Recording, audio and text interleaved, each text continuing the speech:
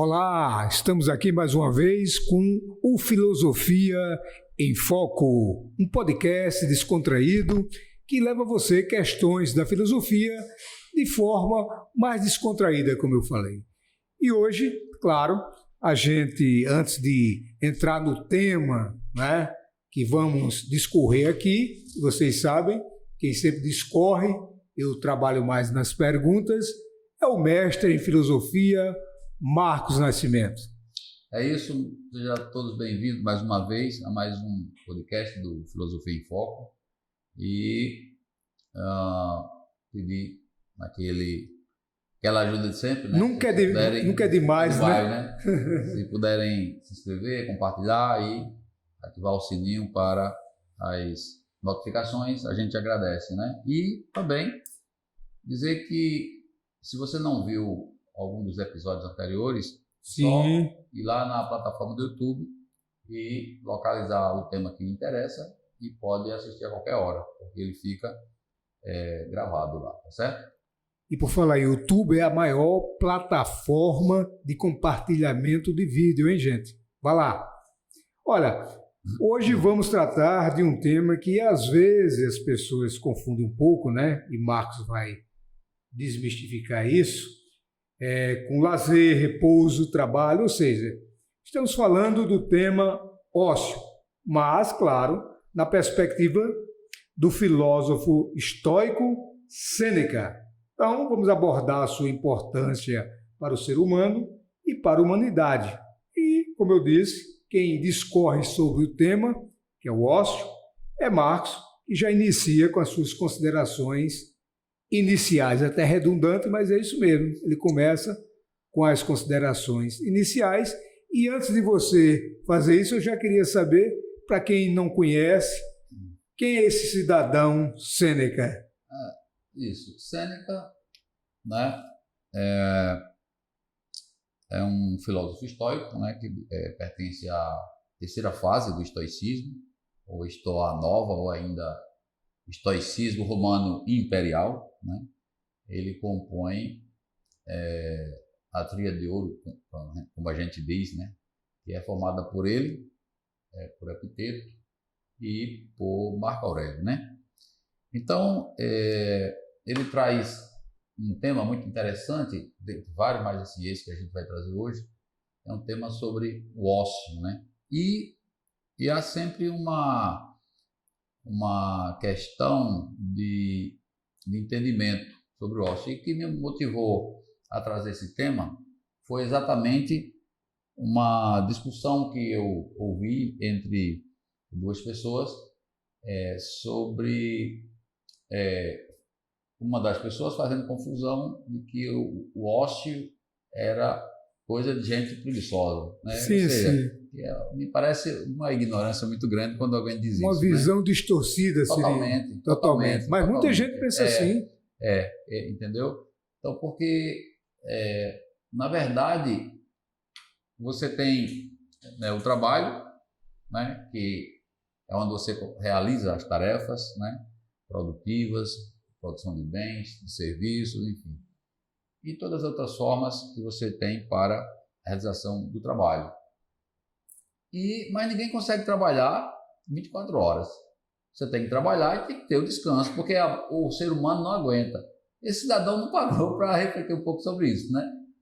E eu fiquei assim, vindo aquilo, e aí por isso que tive assim, o interesse e a intenção de trazer o tema, né?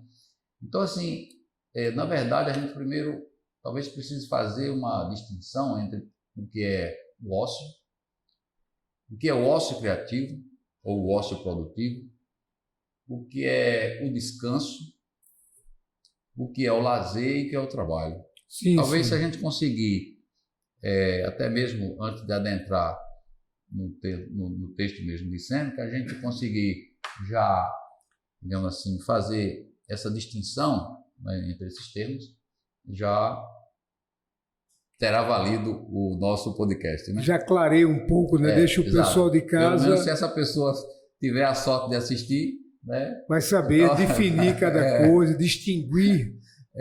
Porque assim, primeiro, o trabalho, ele se contrapõe ao descanso. Você trabalha, precisa descansar, para se reposicionar as suas energias, se refazer, né? E recomeçar o trabalho, né? O trabalho, ele, digamos assim, sinaliza para uma produção de alguma coisa, né? Sim. E o descanso sinaliza para exatamente você, digamos assim, se livrar daquela fadiga que foi gerada pelo trabalho, recarregar as baterias, como você diz, e recomeçar o trabalho, né? Então, esse descanso é se dá no tempo livre. Esse tempo livre você pode utilizar para o lazer, que não é ócio. Não é O ócio. lazer é uma forma de você aproveitar aquele tempo que você tem com o prazer, com a diversão, exatamente para se contrapor também ao trabalho, porque você sai dali do trabalho, então você vai para o lazer, fazer algo que lhe dá prazer, que você gosta, e daquilo, de certa maneira, também lhe renova, né? Então você pode ir à praia, você pode assistir a um bom filme, você pode levar o cachorro para passear, etc, etc. Tem muitas coisas que você pode fazer dentro do lazer como uma opção do ócio, do tempo livre, né?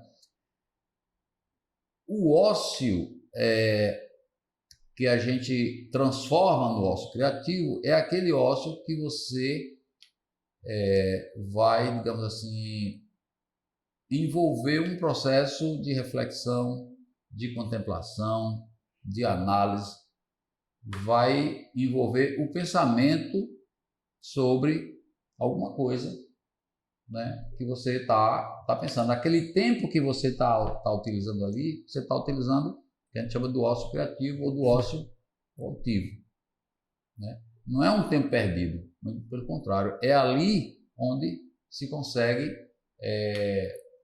produzir muitas ideias, e dessas ideias se promove uma ação, e dessa ação a gente consegue, digamos assim, criar muitas coisas que podem beneficiar a humanidade toda, né? Então, essa obra do Sêneca sobre o ócio é um textozinho pequeno, é uma carta, a gente pode dizer, uma carta que ele escreveu para um amigo chamado Aneu Sereno, né? Ele escreveu não só para esse amigo essa, mas outras duas cartas. Uma delas é sobre o sábio, né?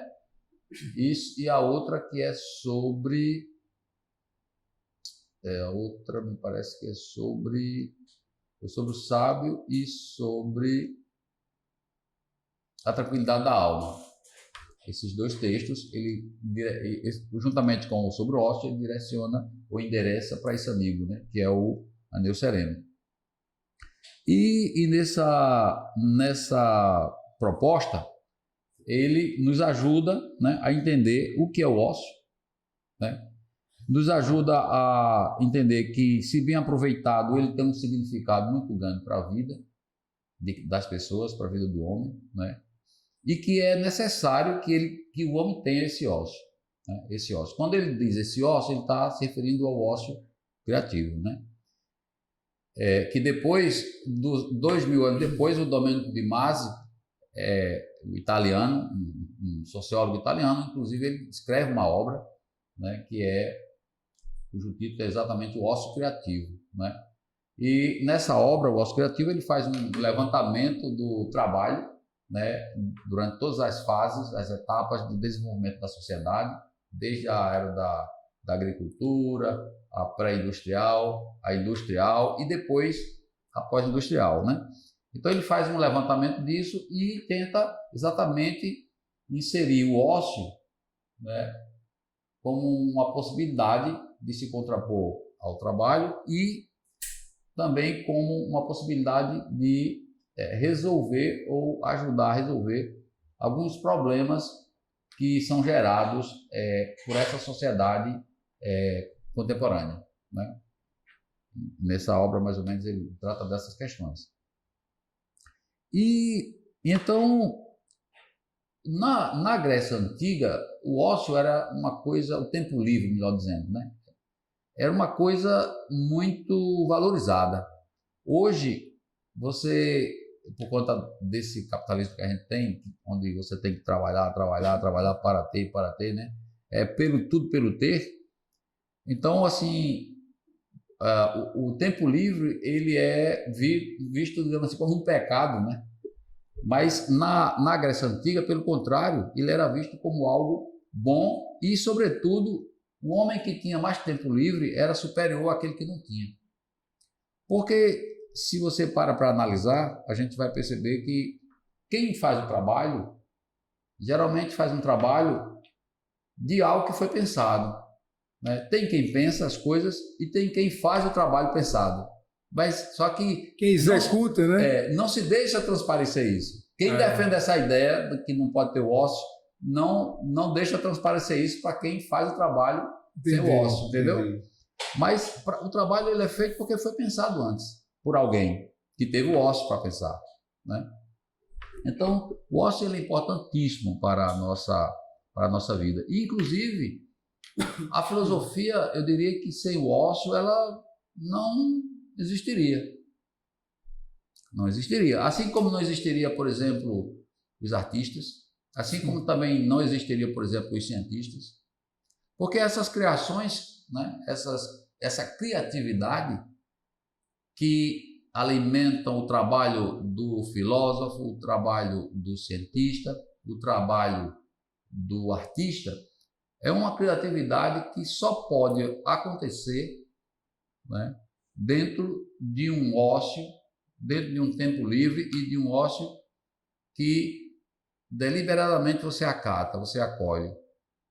E no estado de calma, de tranquilidade da alma, a criatividade flui. Fora dessa condição, você não tem como liberar essa coisa que é a criatividade, né? A gente, e a mesmo ainda dizendo, se esse cidadão pudesse assistir esse vídeo, eu ia fazer a seguinte pergunta.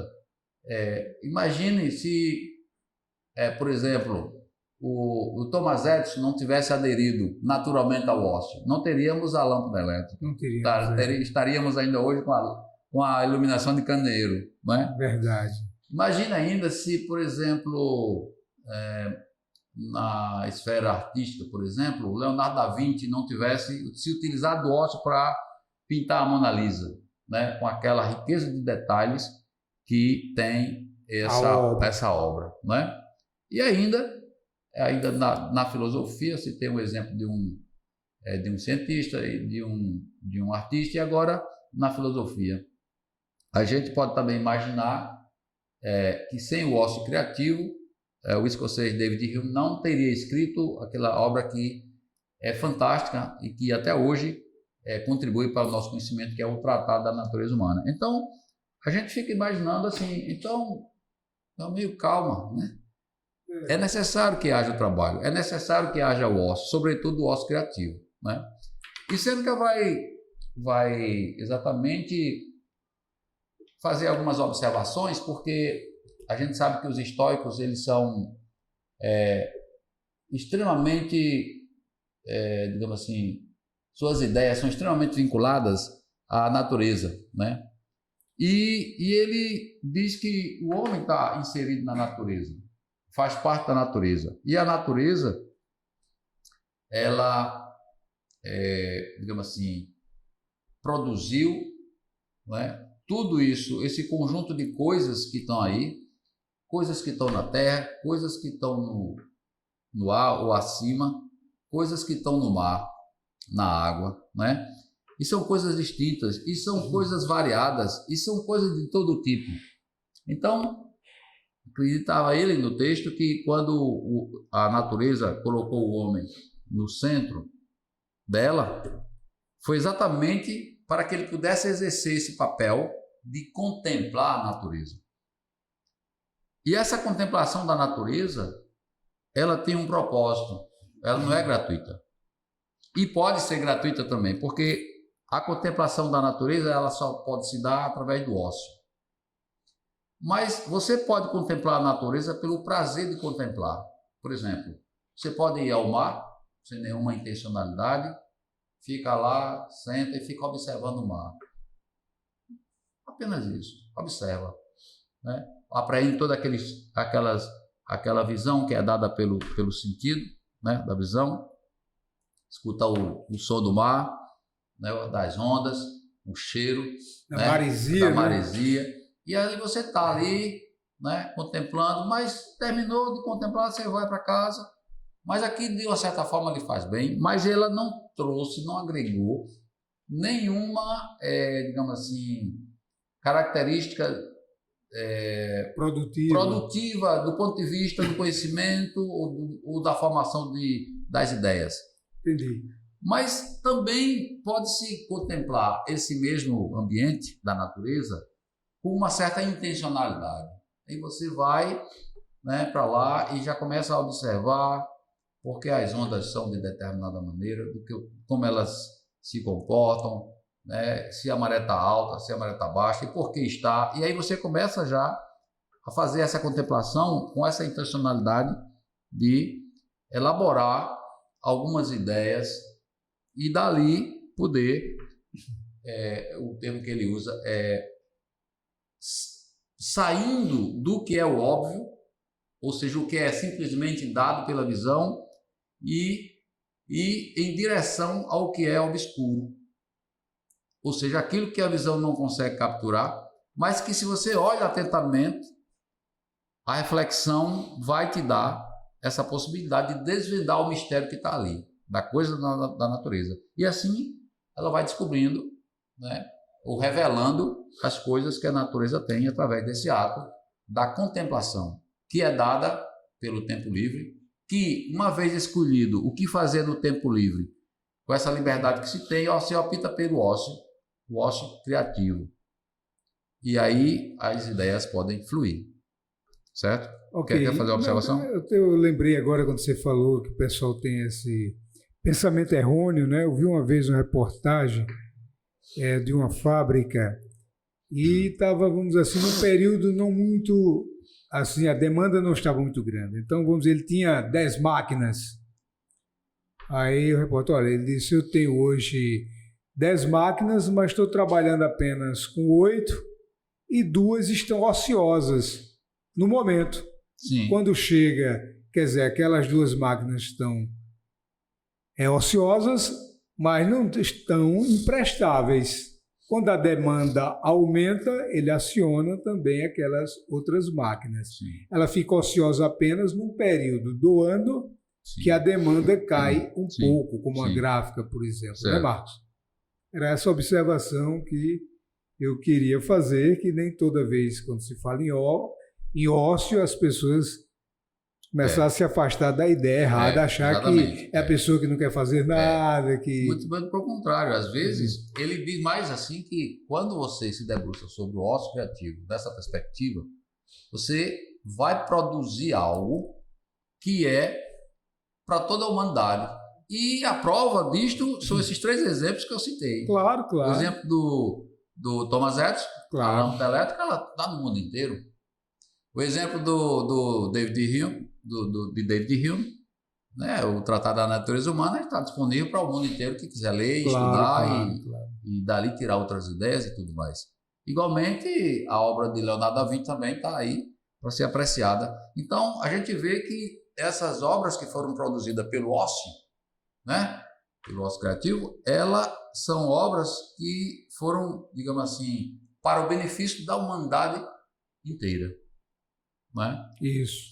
Então, fica esse alerta aí, né? Sobre essa noção equivocada de que o ócio não é algo, que o ócio é coisa do preguiçoso, né? Um grave. Só interrompendo, eu me lembro outra vez, eu trabalhei numa empresa grande de comunicação, como ela é grande, claro, além de jornalista, que a gente tem geralmente uma jornada corrida, às vezes eu parava para o almoço, já o pessoal assim de apoio, administrativo, né, de gráfica, eles têm, Marcos, um período de ir para o almoço. E muitos levavam o seu almoço, e depois do almoço, como tem um período maior, Lá atrás tinha um salão e tal. Uns aproveitavam para quê? Para sentar no sofá e descansar, dar um cochilo. Isso no tempo justamente livre de descanso. Outros aproveitavam para jogar, tipo dama, gamão, etc. Quer dizer, cada um aproveita da sua forma. E talvez outros ficavam ali pensando alguma coisa também criativa. Sim, exatamente. É interessante. Aí esse ponto que você traz é aquele que ele diz sobre a liberdade de escolha de cada um. Para fazer com esse tempo livre, ou o seu lazer, ou o seu repouso, que também é não fazer nada, quando você sai do trabalho, não quero fazer nada. E no intervalo também tem gente que opta pelo repouso. Ou fazer o ócio criativo, que é a reflexão, é o pensamento, é a construção de algo através da contemplação. Isso. Né? Então, interessante essa observação. A gente via né? no intervalo, tipo 1 hora e meia, que cada um aproveitava, né? Levava 15, 20 minutos para almoçar. Exato.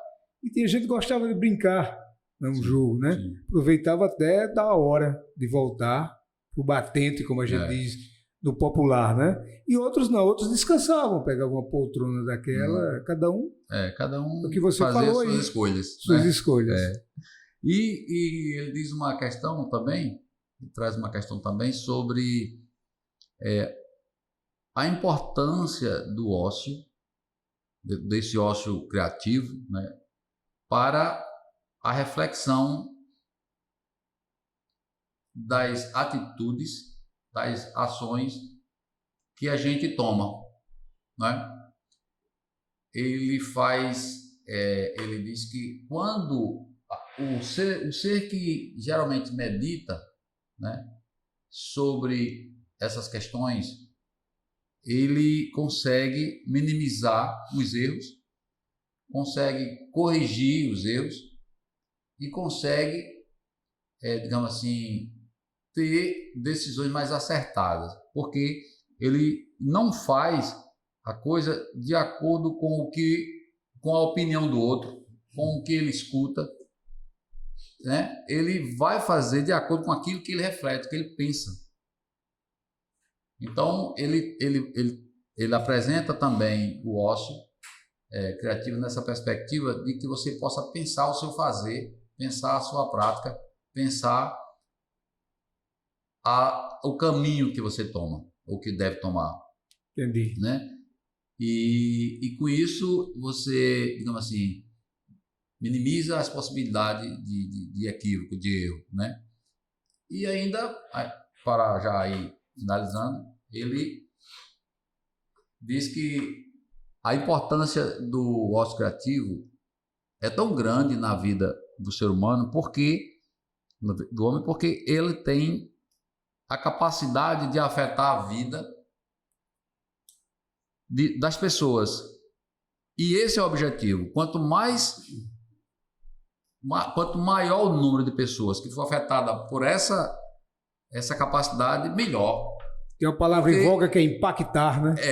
Exatamente. Impacta nas sociedades de uma maneira muito forte. Ele cita. Aí ele diz assim, deixa eu ver se eu lembro exatamente como ele diz lá no texto. Ele diz que o homem, quando ele faz essa análise, essa reflexão, né, essa meditação, quando ele desempenha esse ócio criativo,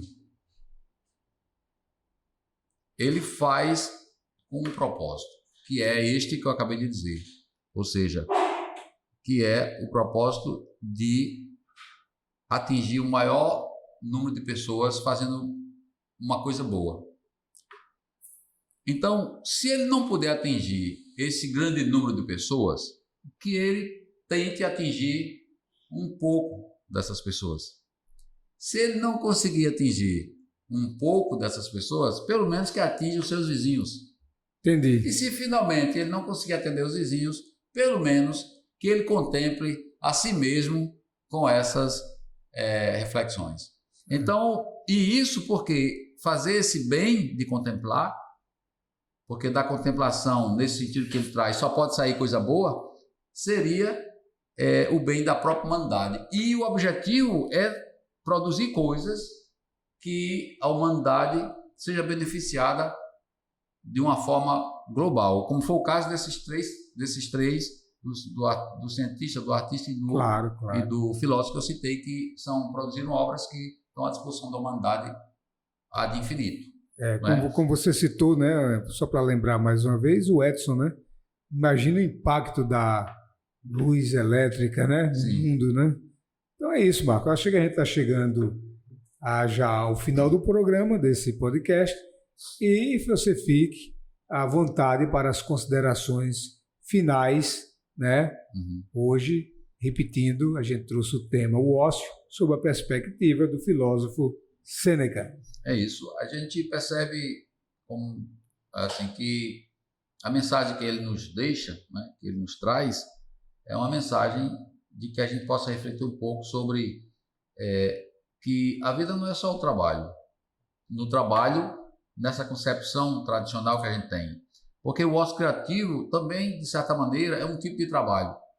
Talvez a gente possa dizer, sou eu mesmo, que esse seria um trabalho intelectual, né? Um trabalho de reflexão, de pensamento, de elucubração mental muito grande, né?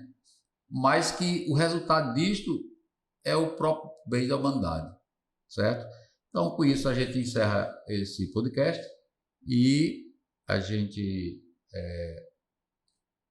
desde já agradece, né? Agradece, né? E renova aquilo que a gente sempre disse no começo, né? Se você gostou, deixa um like, se inscreva. E hoje a gente está chegando aqui, número, Marcos, do programa. Hoje é o número 20, é o 22º. 22º, né? Para você ver, o Filosofia em Foco começou um dia desse e a gente já chegou a mais de 20 podcasts. Não é isso, Marcos? É isso. Grande abraço e até a próxima, se Deus quiser.